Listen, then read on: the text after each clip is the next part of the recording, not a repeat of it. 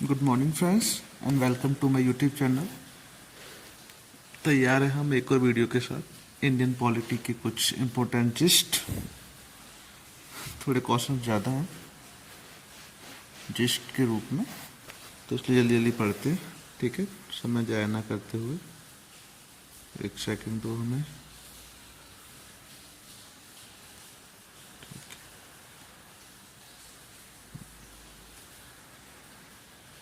Colour हरा ले लेते हैं। चलो, पहला कह रहे हैं, पढ़ते चलते सीधे सीधे। संविधान सभा का सुझाव सबसे पहले एम.एन. रॉय ने दिया है। कब दिया है? 1935 में। और मूर्त रूप देने का कार्य किया है पंडित जवाहरलाल नेहरू जी ने। इसके अलावा फैजपुर अधिवेशन 1936 में क्या हुआ? इस संविधान सभा के अर्थ और महत्व की व्याख्या की गई है। भारतीय संविधान लगभग शब्द 1,20,000 शब्द हैं इसमें। भारत का राष्ट्रपति त्यागपत्र देना होगा तो किसको देगा? उपराष्ट्रपति को। और उपराष्ट्रपति त्यागपत्र राष्ट्रपति को देगा। और आयरे स्वतंत्रता संग्राम में भाग लेने वाले राष्ट्रपति जो थे वो थे बीबी गिरी साहब। ठीक है, भारत के उपराष्ट्रपति को अपना कार्यकाल समाप्त होने से पूर्व हटाने का अधिकार किसको है? राज्यसभा को है। राज्यसभा विशेष बहुमत से प्रस्ताव पास करेगी और लोकसभा उससे सहमत हो जाएगी। और कम से कम कितना? 14 दिन पूर्व नोटिस देना जरूरी है हटाने संबंधी। ये तो सबके लिए ही है, 14 दिन पूर्व नोटिस सबके लिए रहेगा, जो भी पद हैं संविधान में, सबको हटाने के लिए। राष्ट्रपति क्षमादान के लिए क्या करता है? क्षमादान में होता क्या है कि अपराध के चरित्र को नहीं बदलता है, उसकी सजा की मात्रा को कम कर देता है। ठीक है, अगला है, लोकसभा में सदस्यों द्वारा निजी विधेयक पेश करने के लिए न्यूनतम सूचना कितनी? 1 माह पहले देनी होती है। सांसद निधि वर्तमान में कितनी है? 5 करोड़ है और 2011-12 तक ये रही है 2 करोड़। ठीक है, उससे पहले और भी कम रही है। लोकसभा या विधानसभा चुनाव में खड़े होने के लिए उम्मीदवार की न्यूनतम आयु 25 वर्ष होनी चाहिए, लोकसभा के लिए और विधानसभा के लिए। मतलब सीधा कहें, प्रधानमंत्री और मुख्यमंत्री बनने के लिए कितनी उम्र चाहिए होगी? तो न्यूनतम आयु 25 वर्ष होनी चाहिए। किसी भी उच्च न्यायालय के मुख्य न्यायाधीश की नियुक्ति भारत का राष्ट्रपति करता है, सही बात है। और नियुक्ति भारत के मुख्य न्यायाधीश और संबंधित राज्य के राज्यपाल के परामर्श से होती है, ये भी सही बात है। मेन क्या है? उच्च न्यायालय के मुख्य न्यायाधीश की नियुक्ति कौन करता है? तो उत्तर हो जाएगा हमारा राष्ट्रपति। भारत के संविधान में राष्ट्रपति, भारत के मुख्य न्यायाधीश तथा उपराष्ट्रपति के विरुद्ध अभियोग चलाने का प्रावधान है। अभियुक्त नहीं, अभियोग। क्या होता है?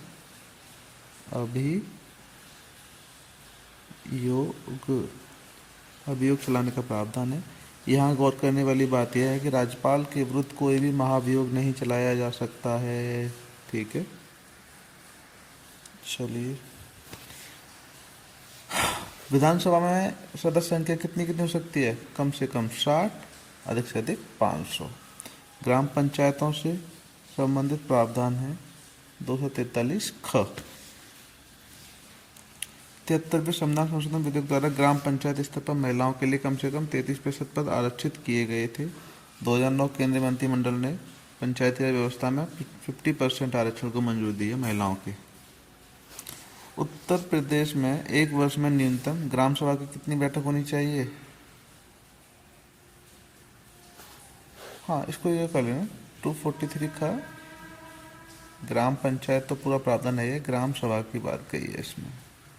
ठीक है, ग्राम सभा 2 बैठक होना चाहिए एक साल में कम से कम। ग्राम सभा की बैठक में कुल सदस्य संख्या 1/5 कोरम के लिए आवश्यक है। ठीक है, टोटल 1/5 सदस्य होंगे तो बैठक चालू होएगी, नहीं तो नहीं होएगी। पंचायत का सदस्य बनने के लिए व्यक्ति की न्यूनतम आयु कितनी चाहिए? 21 वर्ष। तो कोई कहे प्रधान जी बनना है किसी को, तो कम से कम 21 साल उसकी आयु होना आवश्यक है।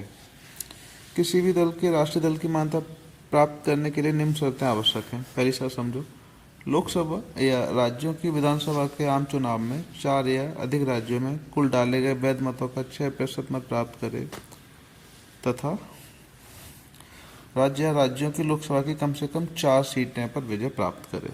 और दूसरा क्या है? कम से कम 2% तथा लोकसभा की सीटें 543 का 2%, 11 सीटें जीतना आवश्यक है। ठीक है। और ये 11 सीटें कम से कम 3 राज्यों द्वारा जीती होनी चाहिए।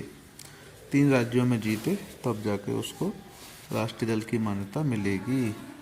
इम्पोर्टेंट ये है कि पूछ सकता है कि लोकसभा से कितनी सीटें जीते राष्ट्रीय दल का दर्जा लेने के लिए, तो उत्तर हो जाएगा 11 सीटें।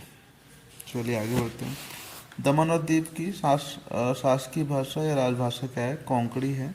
गोवा उधर साइड ही बोली जाती है। दिमासा भाषा जो है ये चीनी तिब्बत परिवार की भाषा है और ये कहाँ बोली जाती है? असम, नागालैंड, पूर्वोत्तर भारत में बोली जाती है।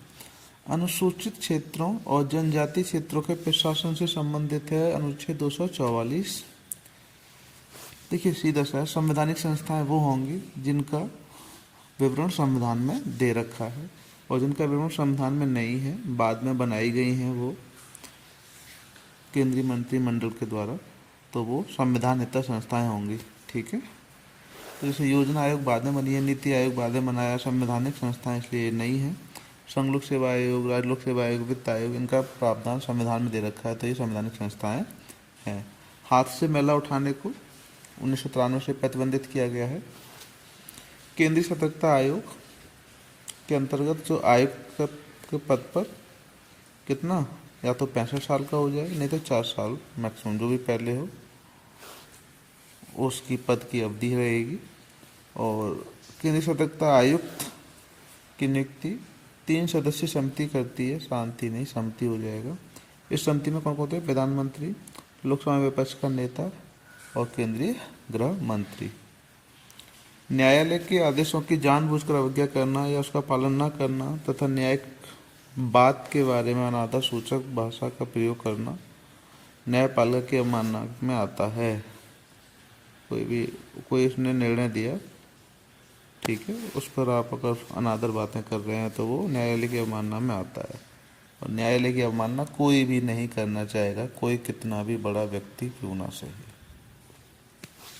यदि भारत के प्रधानमंत्री संसद के उच्च सदन मानी राज्यसभा से चुने जा रहे हैं, तो अविश्वास प्रस्ताव के समय क्या वो अपने पक्ष में वोट कर सकते हैं? तो उत्तर हो जाएगा नहीं कर सकते। क्यों? क्योंकि जो व्यक्ति जिस सदन का है उसको वहीं पर वोट देने का अधिकार है। ठीक है। तो वो तो राज्यसभा से गए, अविश्वास प्रस्ताव लाया जा रहा है लोकसभा में, उसमें तो लेके आया जाता है, तो इसलिए वो वोट नहीं दे सकते प्रधानमंत्री जी। आगे बढ़ते हैं।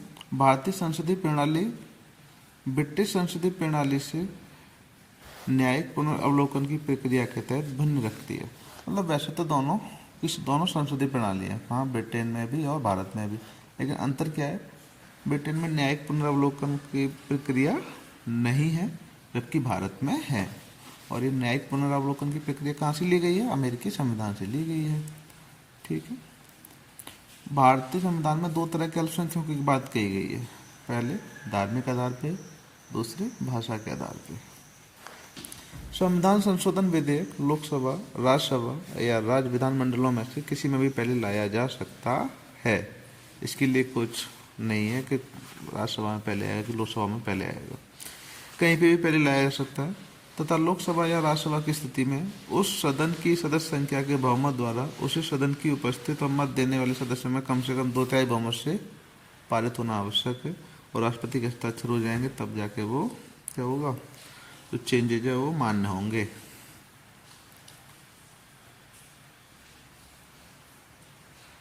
सांसद नहीं है, संसद हो जाएगा। क्या है ये? पार्लियामेंट, संसद।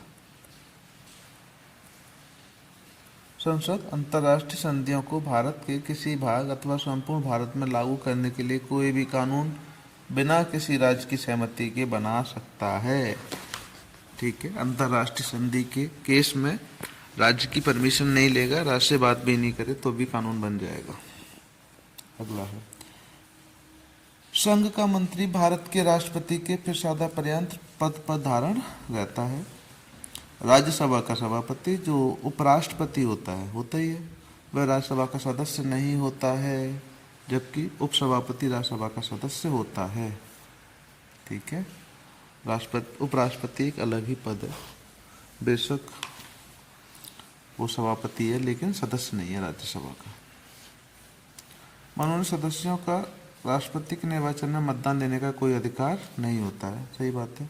जो मनोनीत सदस्य हैं, जो चुनकर नहीं आते हैं, वो राष्ट्रपति के चुनाव में वोट नहीं दे सकते, जबकि उपराष्ट्रपति के चुनाव में दे सकते हैं। उपराष्ट्रपति के चुनाव में कौन? पूरी की पूरी लोकसभा और पूरी की पूरी राज्यसभा, उसमें मनोनीत और चुने हुए दोनों ही आ जाते हैं, वो भाग लेते हैं उपराष्ट्रपति में। भारत के संविधान में आर्थिक न्याय का उपबंध 2 जगह आप देख पाओगे, उद्देशिका में और राज्य के नीति निर्देशक तत्वों में। और देश के शासन के मूलभूत आधार क्या है? राज्य के नीति निर्देशक तत्व। भारतीय संसद में स्थगन प्रस्ताव लाने का उद्देश्य सार्वजनिक महत्व के अत्यावश्यक मुद्दे पर बहस करना होता है। मान लो स्थगन प्रस्ताव लेके आ रहे हैं तो उसका कोई ना कारण है। स्थगन प्रस्ताव का मतलब होगा कि उसको सदन की कार्रवाई को रोक दो, इसको पहले सुनो, उसको स्थगित करके जो कुछ और विषय हैं उनको पहले सुनो। तो वो विषय कौन से हो सकते हैं? वो महत्वपूर्ण होंगे तभी लेके आया जाएगा। और इसकी स्वीकृति के लिए कम से कम 50 सदस्यों की सहमति आवश्यक है ना। 50 सदस्य कम से कम कहें कि हाँ भाई ये हम लेके आना चाहते हैं, तब से बात होगी और उसकी स्वीकृति की जा सकती है। निर्वाचन झगड़ा का निर्णय करने का अधिकार उच्च न्यायालय और उच्चतम न्यायालय को है। चुनाव संबंधी कुछ दिक्कतें आती हैं, है ना, कोई डिस्प्यूट हो चुनाव संबंधी, तो इन पर निर्णय देंगे उच्च न्यायालय और उच्चतम न्यायालय। लेकिन राष्ट्रपति और उपराष्ट्रपति अगर इनके चुनाव से संबंधित कोई झगड़े आते हैं तो केवल सर्वोच्च न्यायालय ही सुनेगा या उच्चतम न्यायालय ही सुनेगा। आगे बढ़ते हैं। राष्ट्रीय वित्त आयोग, नियंत्रक महालेखा परीक्षक, राजभाषा आयोग, भाषा अल्पसंख्यक आयोग, संघ लोक सेवा आयोग, पिछड़ा वर्ग आयोग, इनके जो प्रतिवेदन होते हैं इनको संसद के पटल पर कौन रखवाता है? तो उत्तर हो जाएगा राष्ट्रपति रखवाता है। ठीक है। राष्ट्रीय हरित न्यायाधिकरण एनजीटी गठन कब हुआ? 2010 में। ये अनुच्छेद 21 के तहत जीवन के अधिकार के तहत आता है। वो तो जीवन का अधिकार के तहत तो आएगा भाई, पर्यावरण को बचा रहे हैं। चलिए आगे बढ़ते हैं। विकलांग व्यक्ति अधिनियम 1955 के अंतर्गत क्या है? 18 वर्ष तक की आयु के सरकारी विद्यालय के बच्चों को सरकारी विद्यालयों में निःशुल्क शिक्षा उपलब्ध कराई जाएगी। विकलांगों को, ठीक है, विकलांग व्यक्तियों को, विकलांग व्यक्तियों को सरकारी विद्यालयों में निःशुल्क शिक्षा उपलब्ध कराई जाएगी। एज याद रखना, 18 वर्ष तक के होते हैं विकलांग वाले केस में। भारत में लोकहित याचिका से संबंधित जो न्यायमूर्ति देखेंगे आप, पीएन भगवती हैं और वीआर कृष्ण अय्यर हैं। 91वें संविधान संशोधन 2003 के द्वारा लोकसभा की कुल संख्या तथा राज्यसभा की विधानसभा की कुल संख्या का 15% से अधिक मंत्रिपरिषद का आकार नहीं हो सकता है। और मिनिमम कम से कम कितना होंगे? 12। लोक अदालत में मुख्यतः वाहन दुर्घटना, पेंशन, पारिवारिक मामले ही निपटाए जाते हैं। ये इम्पोर्टेंट नहीं है। इम्पोर्टेंट ये है कि कंपनियों के विवाद संबंधी मामले लोक अदालत में नहीं निपटाए जा सकते। लोक अदालत की स्थापना कब हुई है? 1985। संसदीय शासन, विधि निर्माण प्रक्रिया, एकल नागरिकता, संसदीय विशेषाधिकार और रिट अधिकारिता और औपचारिक प्रधान के रूप में राष्ट्रपति, ये सारे प्रावधान ब्रिटेन से उठाए गए हैं। प्रावधान पढ़ लो एक बार, इम्पोर्टेंट होते हैं ये।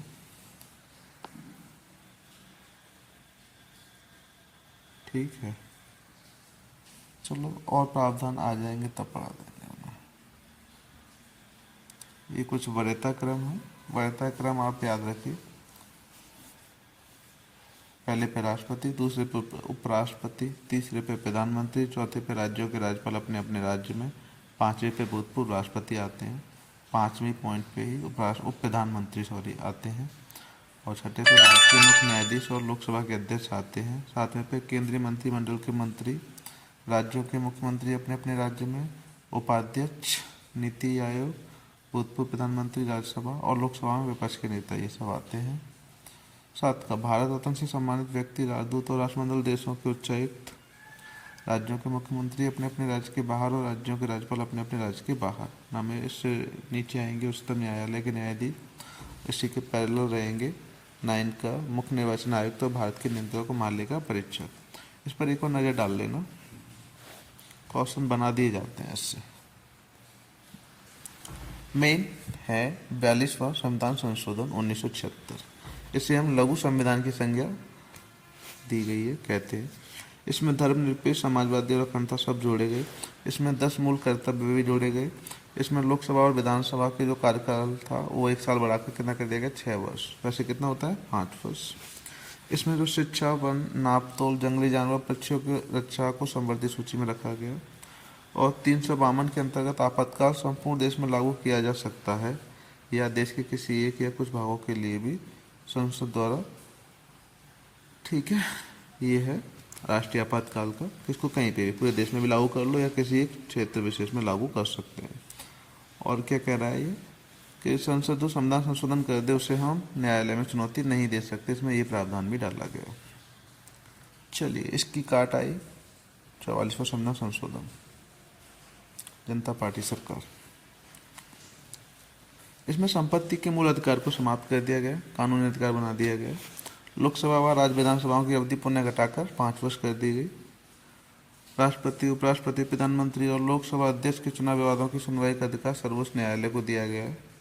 मंत्रिमंडल द्वारा राष्ट्रपति को जो भी परामर्श दिया जाएगा, है ना, राष्ट्रपति मंत्रिमंडल को उस पर दोबारा विचार करने के लिए कह सकेंगे, लेकिन पुनर्विचार के बाद मंत्रिमंडल राष्ट्रपति को जो ही परामर्श देगा, राष्ट्रपति उसे परामर्श को अनिवार्य रूप से स्वीकार करेंगे। सीधा सा है कि मान लो मंत्रिमंडल ने कुछ भेजा राष्ट्रपति के पास,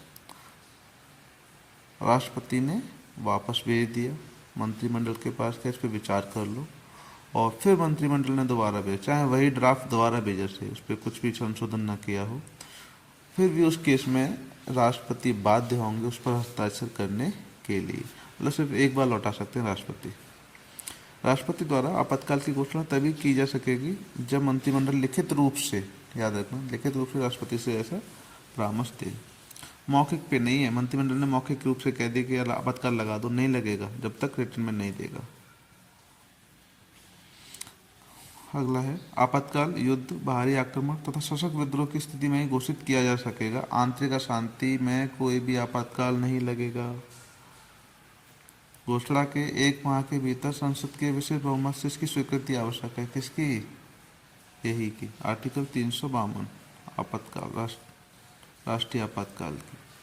व्यक्ति के जीवन और स्वतंत्रता के अधिकार को शासन के द्वारा आपातकाल में भी स्थगित या सीमित नहीं किया जा सकता। अनुच्छेद 20 और 21 की बात की जाती है।